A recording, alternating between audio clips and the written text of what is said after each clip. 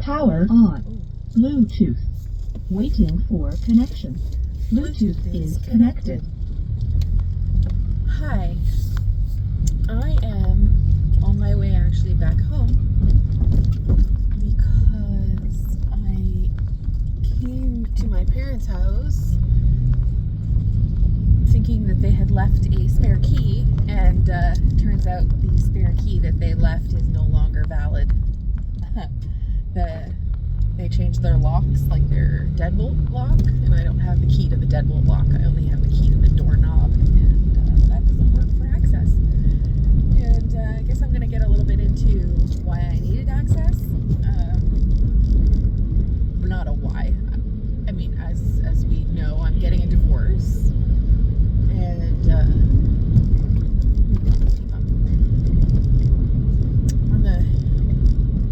in the process of getting a divorce, and I'm in the process of selling my house and buying another house, and the whole thing is very complicated and long and drawn out, and maybe not as complicated as maybe some divorces, you know, like, because it's been amicable in the sense that we were able to sit down and like draw out a separation agreement and like kind of figure out how we were going to go about like dividing stuff up, and everything's pretty fair and equal.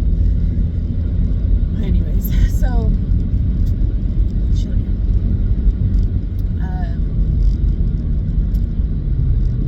we sold our house in a like a not commission, without a commission. It was like sold it ourselves. I don't even know if I'm making sense. I'm so tired. I'm doing this thing good.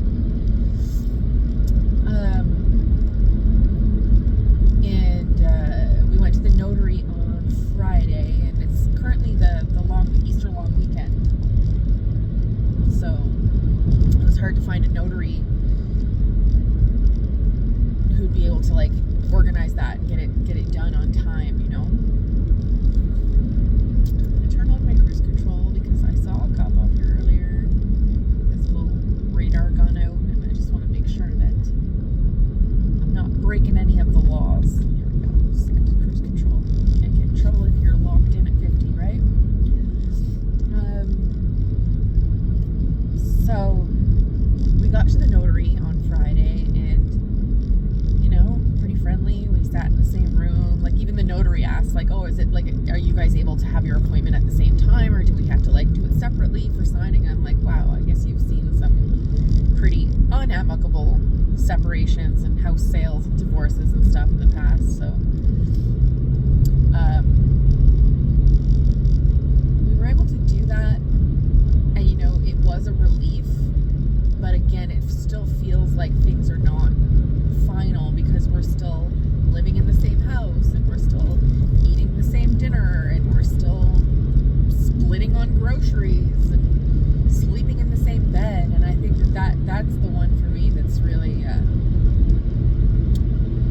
bit of a mind melter, you know, because like we're just trying to be normal and get through it and like move along. And you know, the agreement, we had a pretty weird agreement, to be honest. So right now I can go 90, so I'm just trying to lock in my new speed at 90.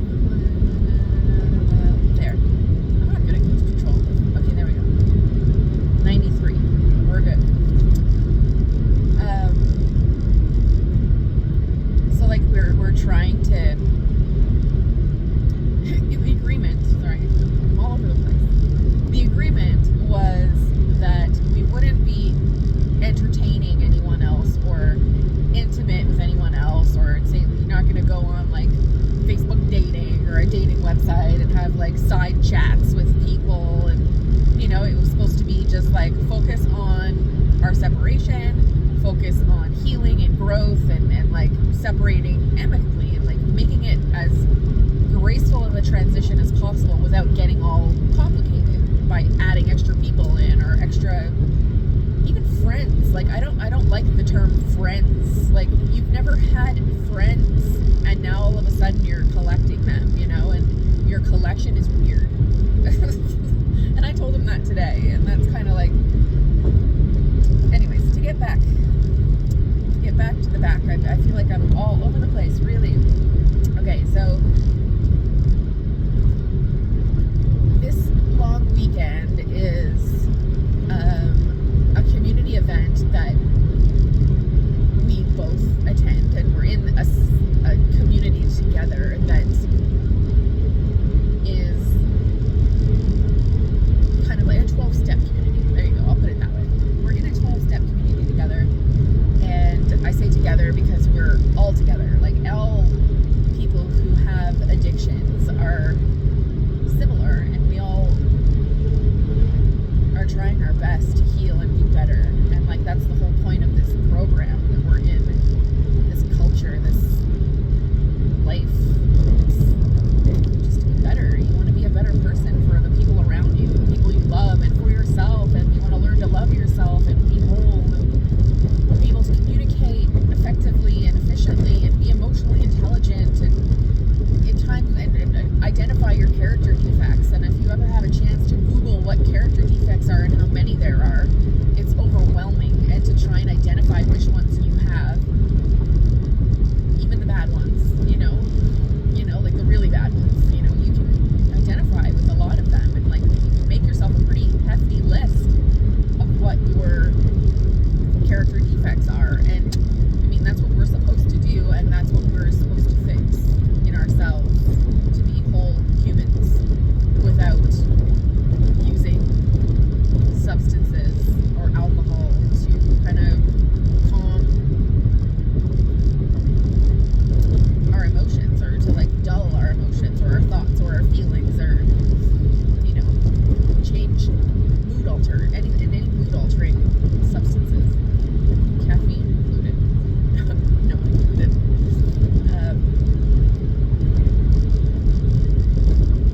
But I mean, if caffeine becomes a problem in your life, you can apply the 12-step program to caffeine or to food. I mean, a lot of people do that after, like if you quit using substances, if you quit using alcohol to change your moods and your thoughts and who you are as a person, because I mean, your core values are not at surface level when you are drunk, for example. You're not thinking about who you are and what you want out of life. You're actually trying to dull that down and change who you are, and unless you're not an addict and you can drink responsibly and it doesn't affect you and you're just out to have a good time, and that's a completely different aspect, a different side of the coin, right? I'm talking about addicts. When you're an addictive person, they call it a disease, and it's for a reason. And if you translate the word addict in French, it's dépendant, which is a dependent. You're dependent on, and I like that better than addict, actually. I think that's a perfect translation of what it is. You're dependent of substances, you're dependent of food, you're dependent of people.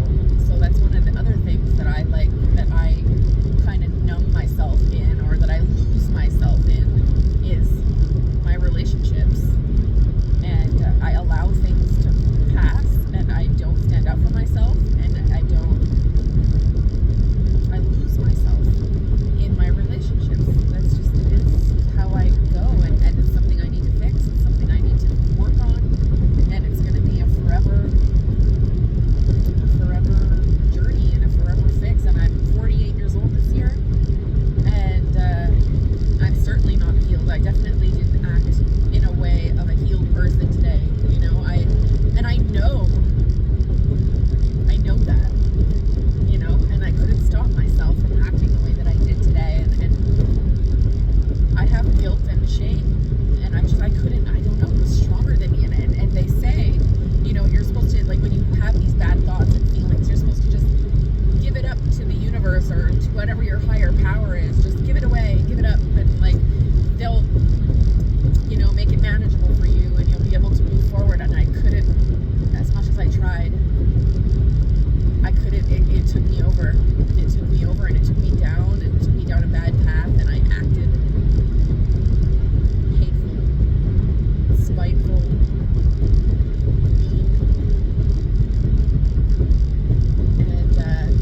mean, and but it all comes from hurt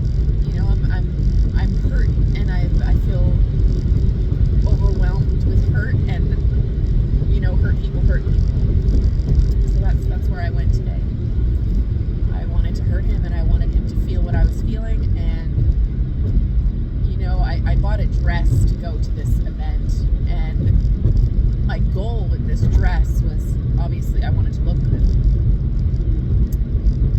But when I would say like, oh, I bought a dress to one of my friends, I'm like, oh, I got this dress, wait till you see it, I hope it hurts his feelings, was how it came out. And I was like, ew.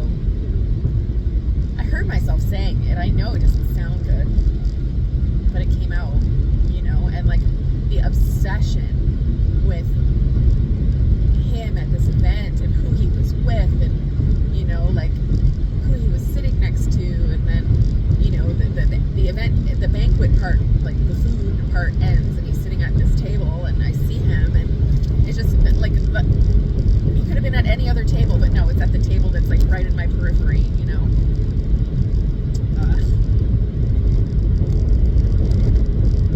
he's gotten so close with this one female in our community of people. It's very common in these groups, in these meeting rooms, for people to date intermittently, and he's had several relationships before me, and I mean obviously more coming afterwards as well, and I need to accept that. I need to accept that. It's just, that's all. I just need to accept it. And I was not accepting it yesterday. Because we are still living together. Our divorce isn't final. Our separation isn't even final. Our house sale just got finalized on Friday, and then Saturday, I'm seeing things that I'm hearing rumors, and I know I shouldn't put value in the rumors, but I mean, you hear rumors, and they put ideas in your head that he's spending time and energy focusing on this woman. I don't even want to call her a woman. She feels like a girl to me. She's young. She's younger, and she's, I don't know what it is. I don't know why it bothers me so much, and I'm trying so hard for it not to, and I couldn't. It took me over. It took me over last night, and it took me over this morning, and that's why I went to my parents' house. It's just my friend was telling me yesterday, you're too close to the tree. You just don't see it. You're just too close to the tree. And I think what that means is like I'm too involved with him still. And that's why it bothers me. Like I'm still in his bed. He's still trying to be intimate with me on a daily basis, and like I can reject it so many times, and then every once in a while I'll just give in, and it'll be a decision that I make at the time, and it's a mistake, and I know it, and I set the boundary, and I say, no, we're not doing that, like, let's just get through this and sell the house, and move into our other houses, and you can do what you need to do, and I can do what I need to do, but until then, let's just respect each other, and not do that. It's easier for me if we don't, because I associate intimacy with love, and with togetherness, especially when it's with my husband, like, or my ex-husband, or like I'm having trouble calling him my ex too. That's another thing I've noticed over the weekend. I still call him my husband. I still wear the wedding ring on the opposite hand, but it's still here, it's still on me, and like that symbolizes something to me, and I need to take the ring off, and I need to cut the tie, and that was my goal with going to my mom's house, is that like now I'm no longer too close to the tree. I'm no longer available for you to attempt intimacy with me, and it's not just physical, not just sexual intimacy, Sorry, I need to reset my speed again. 100 and 100 and 190, yeah, that's reasonable. Okay, 95 and a 90 is reasonable. Okay,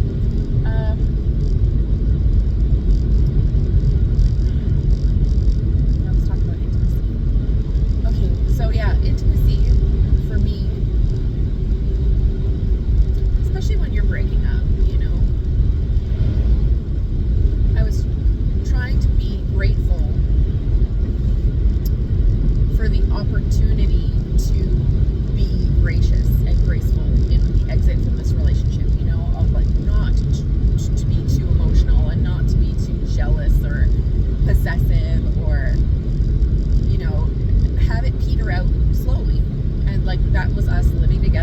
maybe having some intimacy moments from time to time to kind of make me feel better, or, you know, again, not a good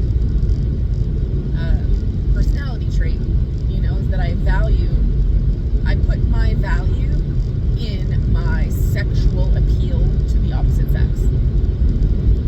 So, like, how appealing am I? Do you find me attractive?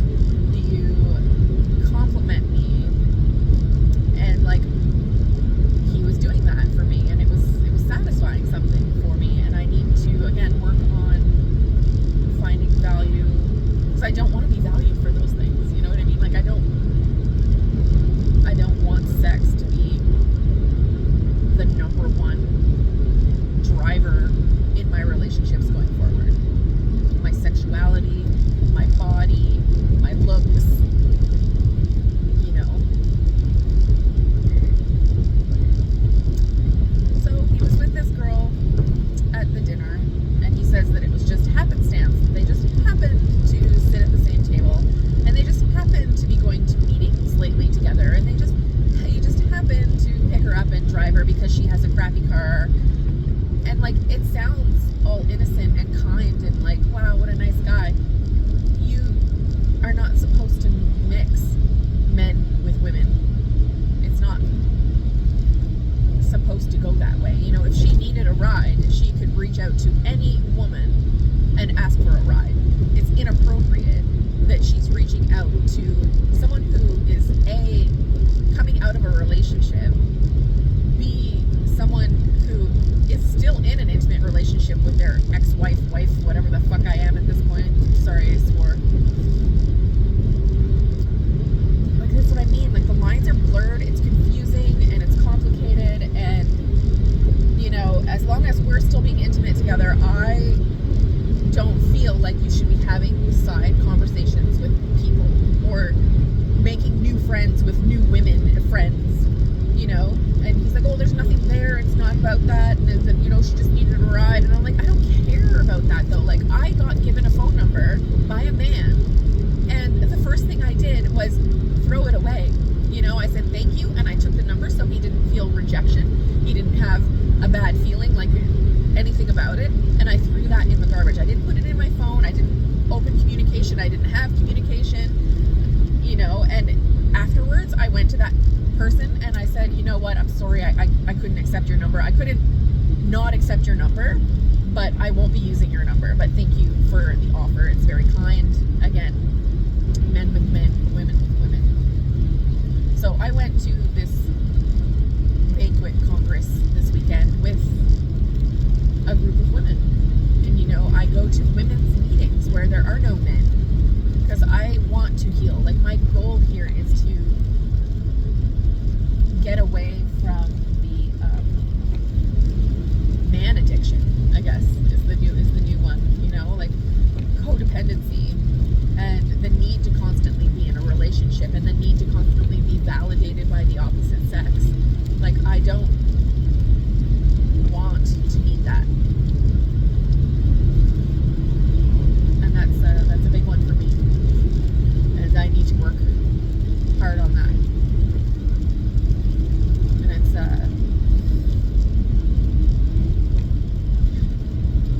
Hard.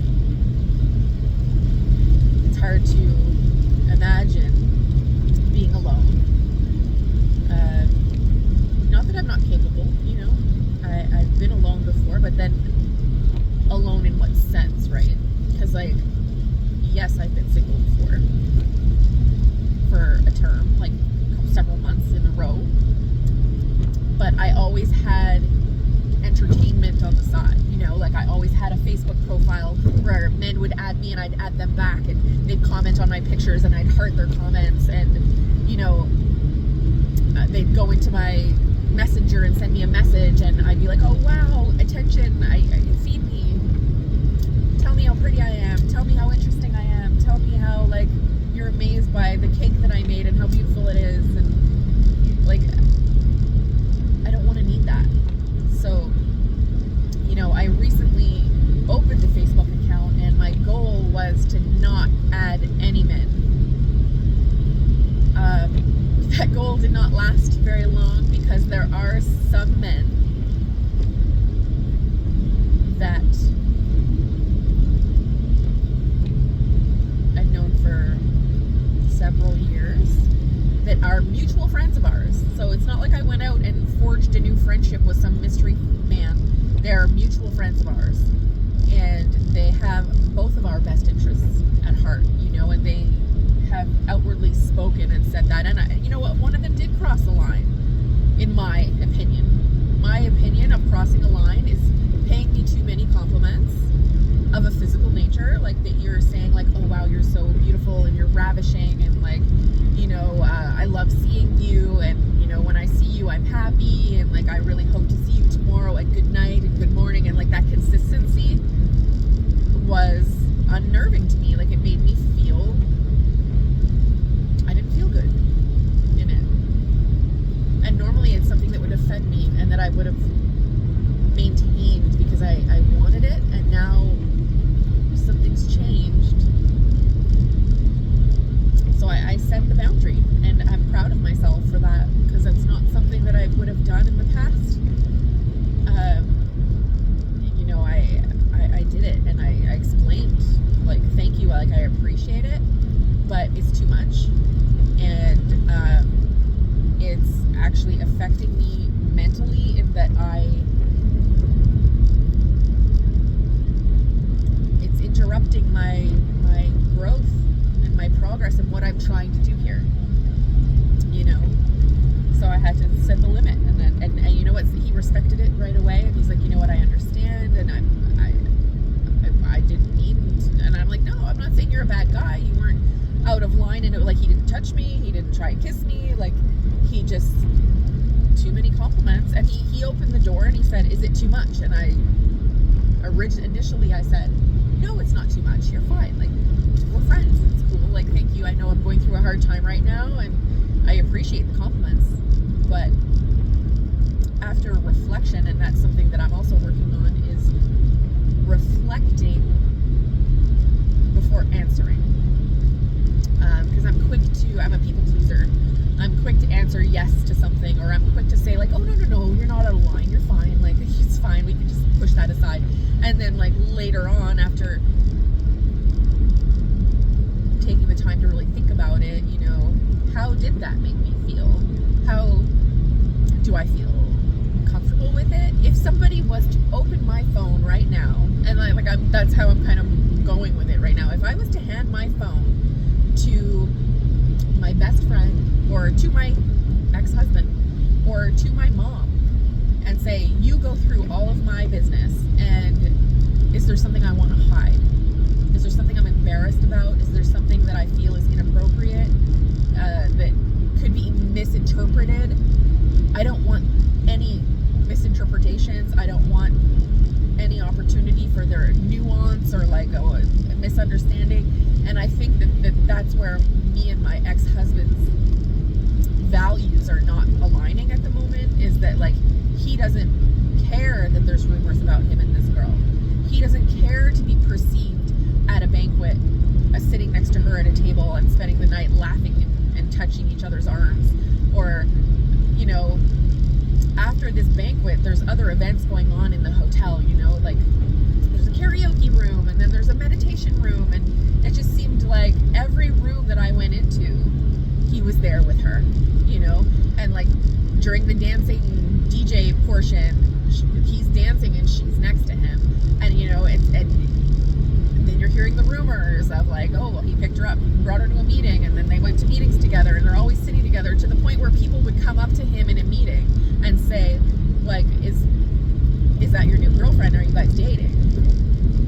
So like, it's not just me, it's other people who are like, wow, this is pretty quick, and like, who's this new girl, and like, where'd she come from, and like, why are you suddenly friends? It's really weird. Like, why are you friends with a woman? It's not a religious thing, it's not because we're born again anything, like, it's not about that, it's just that, why are you suddenly collecting female friends? You know, and like, any friend that I have, and he tried to tell me that I was a hypocrite because I drove our mutual friend home from a meeting one day because he needed a ride home, he didn't have a car. That's our mutual friend. That's like a friend of ours that we had during our coupledom, and his friend before, friend that we've had over to our house for dinner, a friend that we frequent in meetings and sit and talk to him together. He's our joint friend. He knows him. He knows this guy. And the guy's gay. So, like, on top of it, you know? So it's just kind of like, it's not the same. It's not the same. You can try and draw a line between the two, but it's not the same. And like I was trying to get him to understand, and he's just, like I said, the emotional intelligence factor is really low. And like, he couldn't understand. He didn't even try to, you know.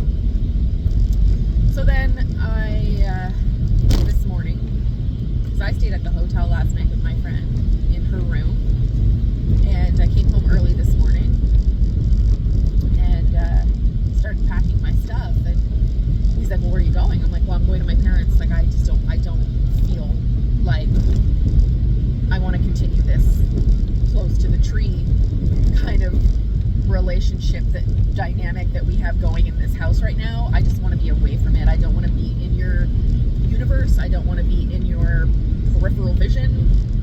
I'm removing myself because I know that it's going to continue, that you're going to keep trying to be intimate with me. You're going to keep trying to be in my bubble and in my face and in my business, and like, I don't want to be in your business.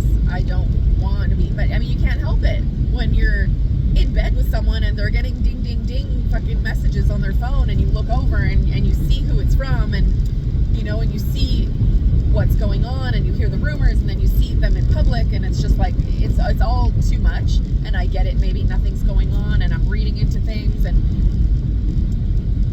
in retrospect, maybe so. I was not graceful today. I did not manage myself well. I packed everything I could into my car. My car's full of boxes and food and stuff so I can get through a week. What is it? How many more days is it until I get my house? Oh my gosh. Like 12, 13. So like, I was ready to leave for 13 days. I got my computer. I can work, like, ready. And take it in the house. So what I'm going to do now, I'm going to go back home where he's at. Luckily today's Sunday and he has to drive his son back to his mom's house, which is a pretty lengthy drive. So I will have the chance to get in there and settle in, back in, and, you know, set myself up in the downstairs guest room, which is something that has been an option for me all this time. I did not need to be staying in the bed with him, but it was just, you know, it was the agreement, and it was working. So I thought, you know, it wasn't working against me until recently.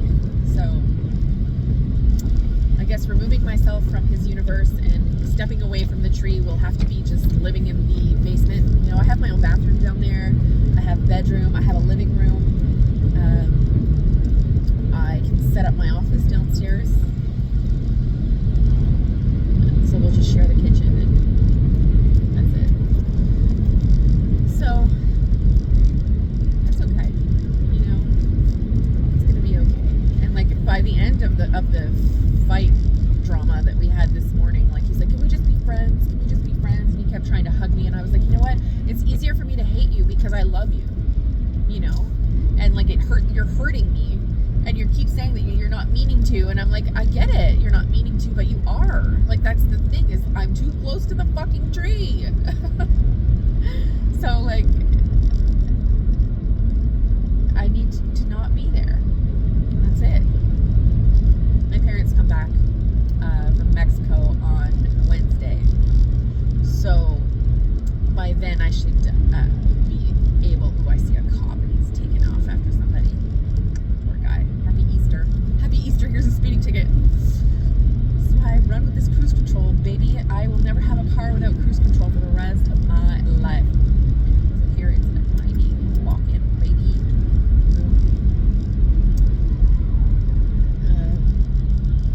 And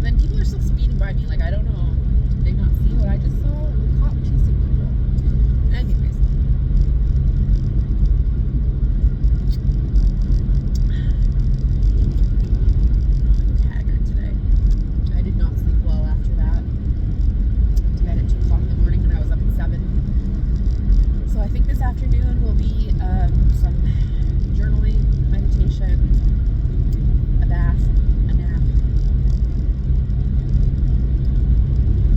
some yoga maybe. I need to move my body, get rid of some of this energy. I came at him wrong today, and I wish I hadn't, you know. I wish I would have been able to maintain my composure, but it all just spilled out. And I was like, you know what you're doing is wrong. And he's like, what am I doing? I'm not doing anything. And I'm like, really? Then hand me your phone. Oh, I shouldn't have to do that. And I'm like, I'm not saying you have to. I'm just saying, if you have nothing to hide, why are you hiding? Like, I have nothing to hide. I had a conversation yesterday with a guy at the meeting, and I sat in a chair alone with him in front of people, though. Like, I'm not hiding. And like, yeah, we talked about my relationship, and we talked about what I want from the future, and we talked about this guy's problems in his life. I mean, that's what we do. But I mean, I didn't get his phone number. I'm not gonna pick him up and drive him anywhere. Like, we had a public private conversation. Like, people saw us. And, you know, to hurt my ex-husband, I said, maybe a rumor is gonna get back to you that I was talking to somebody, and it's gonna hurt your feelings. And, you know, maybe then you'll understand where I'm coming from.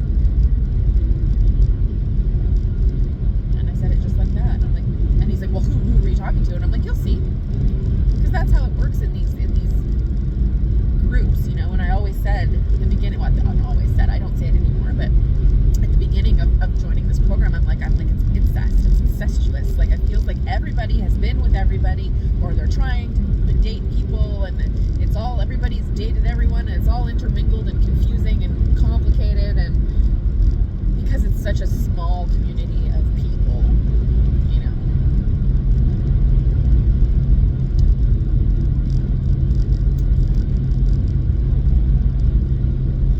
You know, when I see things in the garbage, sometimes I want to stop and pick them up. That's not a character defect. That's important to me, actually, you know. It's actually a value of mine. It's not being wasteful.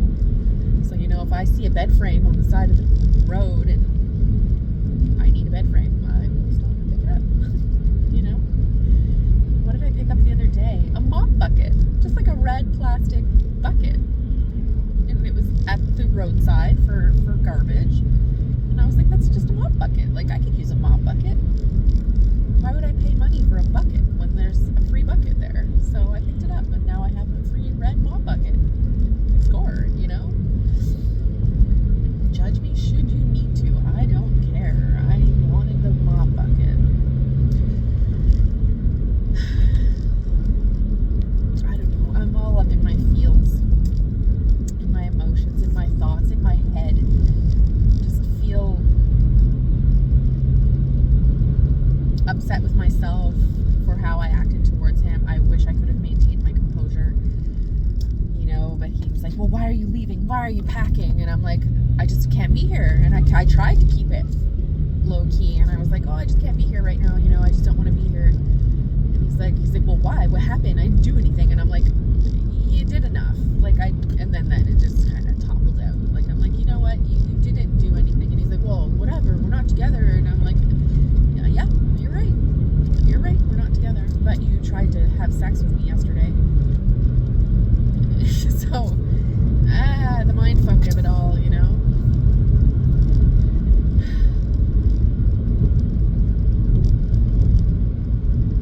And I think it's bringing me back to my core values. And I think that's something that I need to write down today.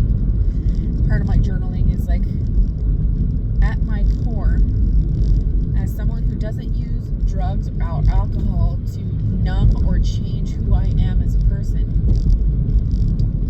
what are Rochelle's core values? What is important to me? What is something... Oh, now there's a broom. I'm sorry. I have to. Stopping for it. Give me a second. I'm literally pulling over to the side of the road for a broom.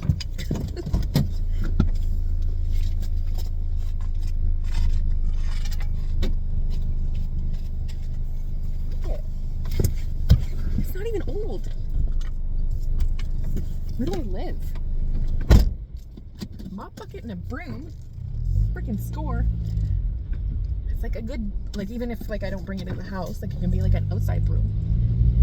It can be like a sweepity sweep your deck broom. Whatever. Sweep out your shed broom. It's free. It's free and it's mine. Probably fell out of the bed of someone's truck, you know, like people sweep out the beds of their trucks from like leaves or whatever. Anyways, sweet. Bucket and a broom. I'm just gonna load up on whatever. There was a nice table in the garbage over there, but unfortunately I don't have a trailer, so I can't get that. Oh, caffeine. What was I saying before the broom took my attention away? Oh, my core values. Yes. And I think it's gonna take like some analysis.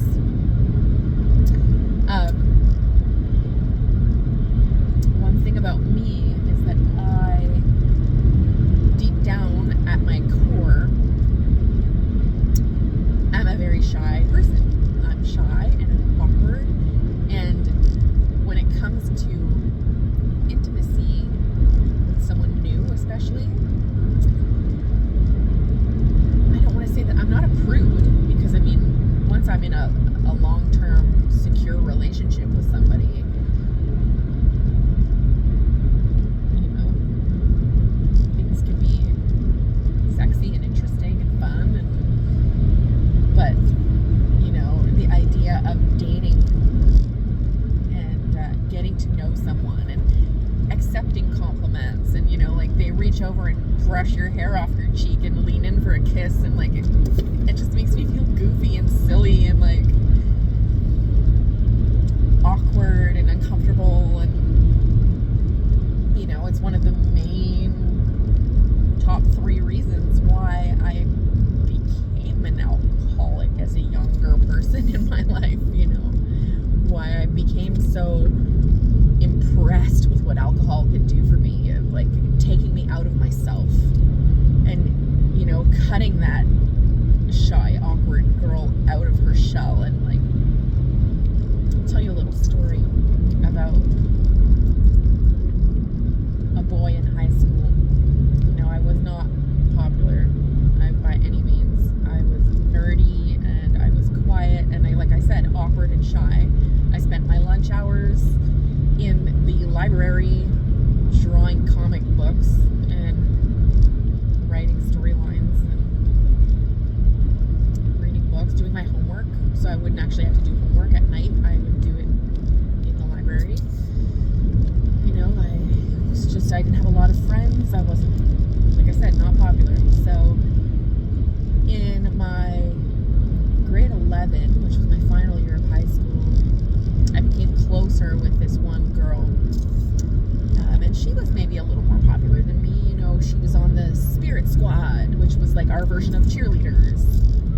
So, and she was more outgoing and adventurous, and you know, she knew how to navigate boys, a little bit boy crazy, but like she knew how to navigate that better than I could. You know, I hadn't had my first kiss even at that point, and like I hadn't had any experiences because I didn't know how, and I didn't know how to cross that line. And like this was a time where, you know, a boy would pass you a note, because we didn't have phones and text messages. Like I said, I'm gonna be 48 this year, so you know, he passed me a note one day in class being like, oh, I think you're cute, and like, would you like to be my girlfriend? And I was like, I don't even know really what that means. Even at that age, I was like, what, 15, 16 at the time? And I was like, I guess, I mean, everyone else seems to be doing boyfriend-girlfriend relationships around me, and like, it looks interesting, and like, I don't know really what that means specifically, but like, surezies, you know, if that means we hang out in the locker bays at lunch hour and I don't know, flirt and like write each other notes, pass them in the hallway, and you know, then the bell rings at the end of the school day and we each get on our buses and go home and maybe talk on the phone later. Like that's what it looked like to me on the outside. That's what a relationship was in high school. So I was like, okay, I can probably handle that, you know? And turns out I couldn't even handle that bare minimum, you because this boy was on the football team, and he was extremely handsome and muscular and large, and I felt out of my league, and I felt just uncomfortable in myself, in my skin, in my thoughts, and in my mind, and I didn't know how to navigate it. So he said, like, yay, you're my girlfriend, and I said, yay, you're my boyfriend. And then when it came time to go and be in the locker bays at lunch hour, I couldn't do it. Like, my anxiety was just like, oh my god, like, everybody's in the locker bays, everyone's gonna see us, he might try to hold my hand. What am I supposed to do? I don't know what I'm supposed to do. Am I supposed to hug him? And like, I would see people who had like these longer term, because I mean, long term in high school is what, 3 months? And they're so cozy with each other, and I'm like, I can't be cozy. Like, I can't like sit in your lap and like pet your head and kiss your neck and all, like, I'm so uncomfortable.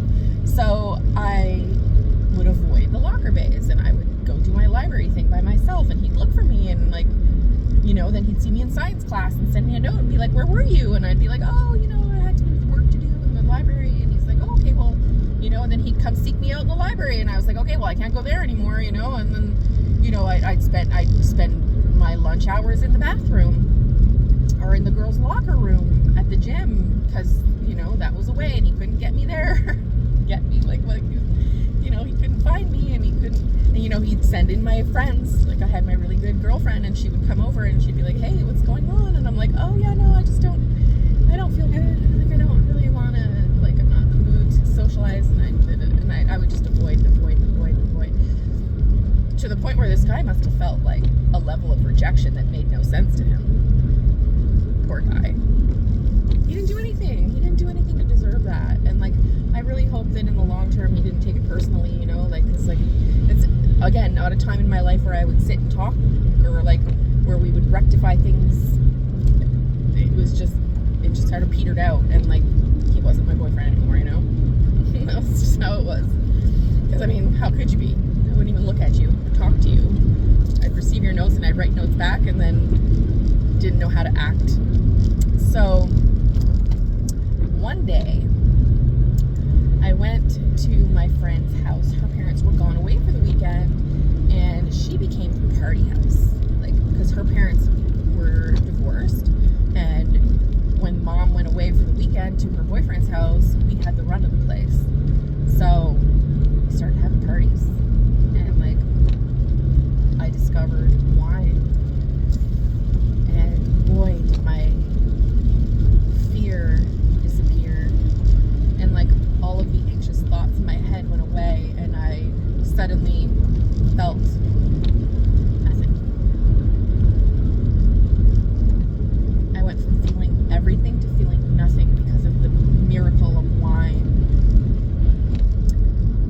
And one day, this boy came to one of our parties, and she told me as he was arriving, like, oh, hey, I invited him, he's coming. And I was excited. And I was like, oh my god, wait till he sees me. Wait till he sees that I can talk to him, and I can look at his eyes, and I can express myself and what I'm really thinking and who I really am. Thinking that that's who I really was. You know what I mean? That who I really am is a girl who's going to jump into your arms the minute you walk through that door, and I'm going to kiss your neck, and I'm going to kiss you on your mouth, and I'm going to give you a hug and hold your hand and take you in the corner and talk to you and tell you everything that I've been thinking all this time. And I did that. And he was shocked, and he was like, what the fuck? Where's this coming from? Like, where were you? And I'm like, well, I don't know. I don't know what it is. I know what it is. It's wine. Yeah, so that's how it kind of all began. My career with alcohol began there, and me stepping out of my values and out of myself started there. Me realizing that I am attractive to the opposite sex, because I never felt that I was.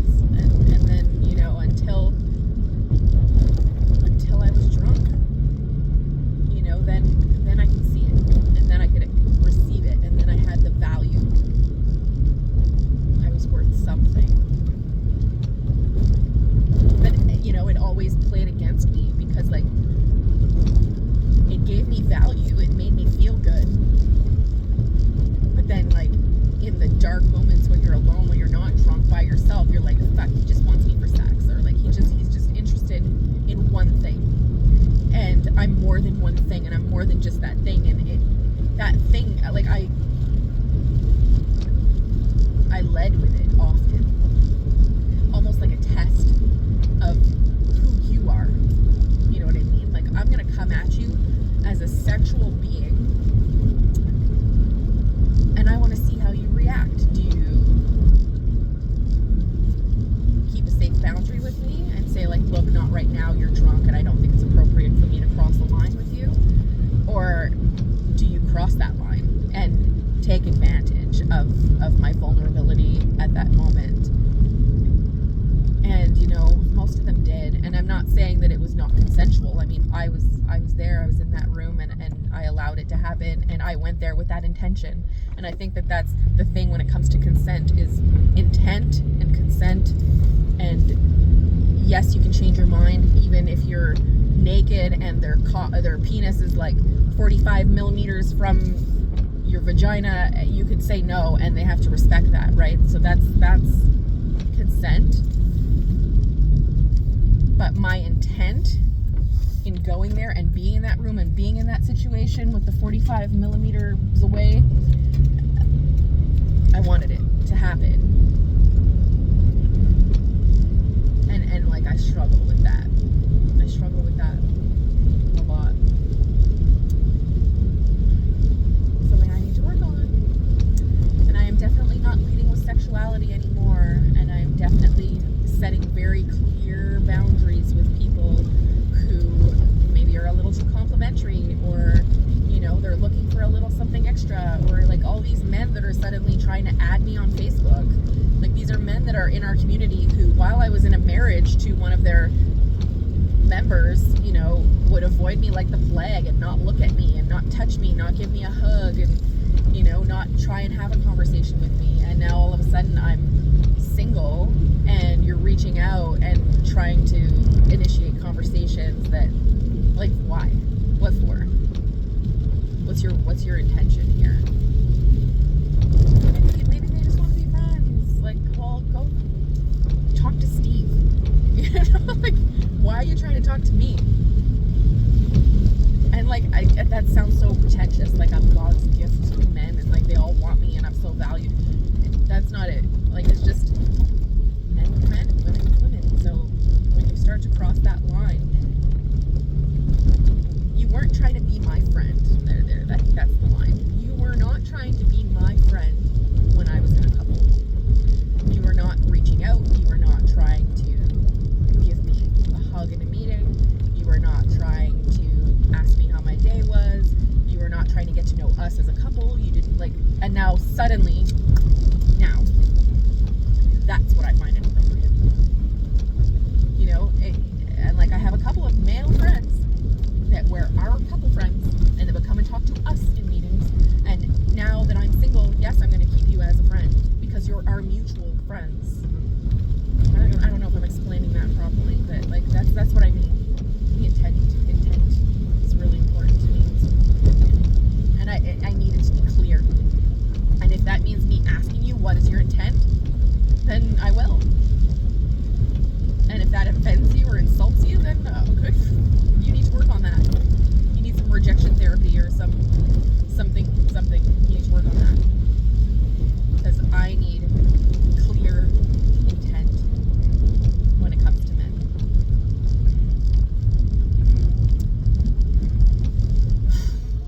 That's a lot. I've been on here for a long time. It's been a long drive. It's been a long drive from my parents' house to back to my place.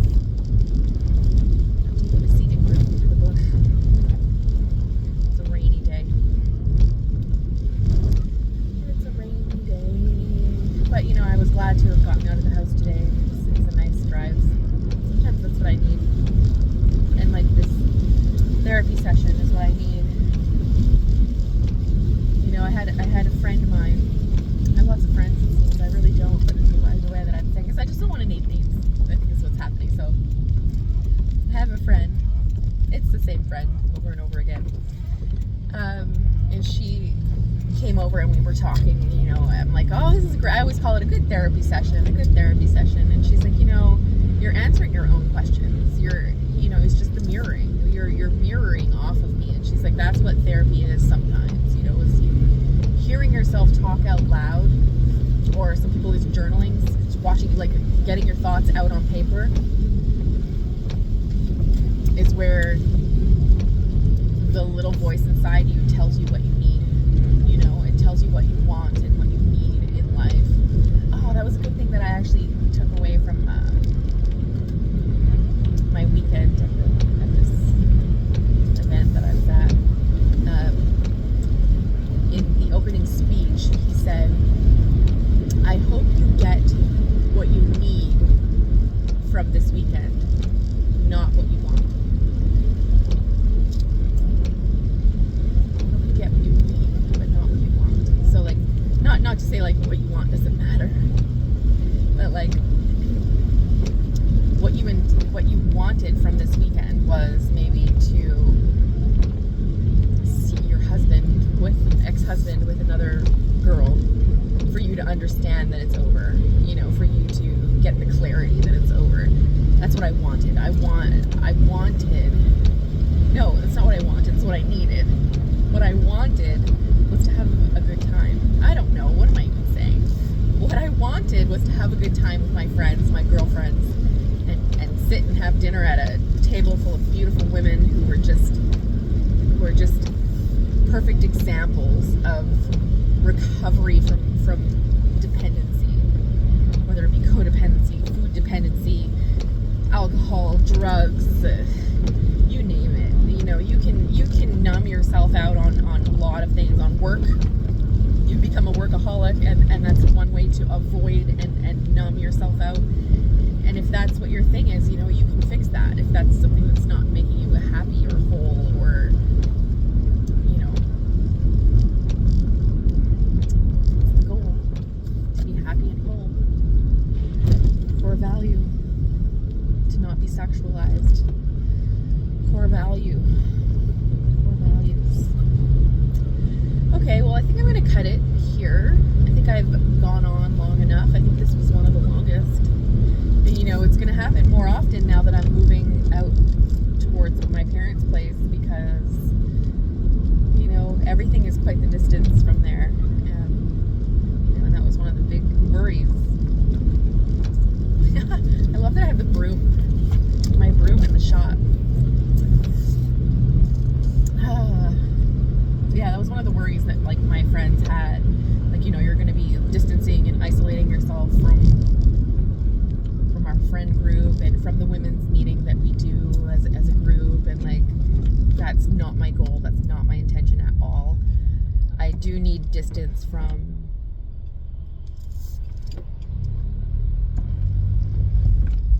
mixed groups where there's men, or my ex. Yeah. Oh, why are we all stopped here? Cool. Some people don't know how to manage stop signs. Ooh, that was bad. Bad behavior.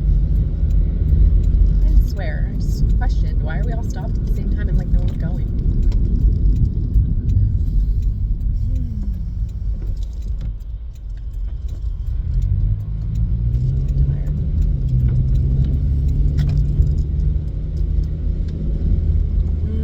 Okay, I guess that's it. My mind is empty. My heart is empty. I feel a little bit lighter. Thank you for letting me dump it out. Dumpster drive. Maybe that's our title of our drive therapy